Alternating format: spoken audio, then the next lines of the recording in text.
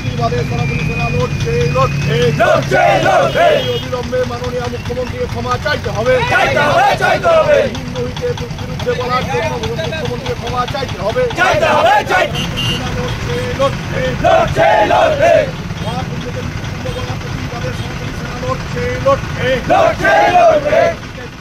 মহাকুম্ভ পরিণত হয়েছে মৃত্যু কুম্ভে। মুখ্যমন্ত্রী মমতা বন্দ্যোপাধ্যায়ের মন্তব্যের বিরুদ্ধে প্রতিবাদে বিশ্ব সনাতনী সেনা দুর্গাপুরের বাঁকুড়া মোড় অবরোধ করে চলে তুমুল বিক্ষোভ। নেতৃত্ব দেন বিজেপির বর্ধমান সাংগঠনিক জেলার সহ সভাপতি চন্দ্রশেখর বন্দ্যোপাধ্যায়। পথ অবরোধকে ঘিরে অবরুদ্ধ হয়ে পড়ে গুরুত্বপূর্ণ রাজ্য সড়ক। ঘটনাস্থলে পৌঁছায় কোকোভেন থানার পুলিশের তৎপরতায় আধ ঘন্টা পর ওঠে অবরোধ। বিজেপির জেলা সহ সভাপতি চন্দ্রশেখর বন্দ্যোপাধ্যায় বলেন, রাজ্যের মুখ্যমন্ত্রী মমতা বন্দ্যোপাধ্যায় হিন্দুদের ভাবাবেগে আঘাত এনেছে। অবিলম্বে প্রকাশ্যে ক্ষমা চাইতে হবে, না হলে আমাদের আন্দোলন আরো তীব্রতর হবে। হিন্দু বিরোধী মুখ্যমন্ত্রী মমতা ব্যানার্জির বিরুদ্ধে সনাতনী সেনা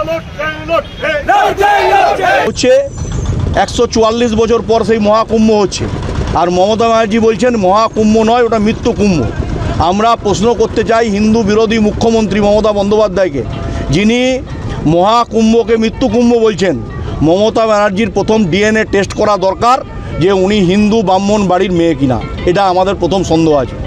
মমতা বন্দ্যোপাধ্যায়ের ডিএনএ টেস্ট করা প্রয়োজন, কারণ উনি যেভাবে হিন্দুদের বিরুদ্ধে কথা বলছেন, হিন্দু বিরোধী কথা বলছেন, কুম্ভ বিরোধী কথা বলছেন।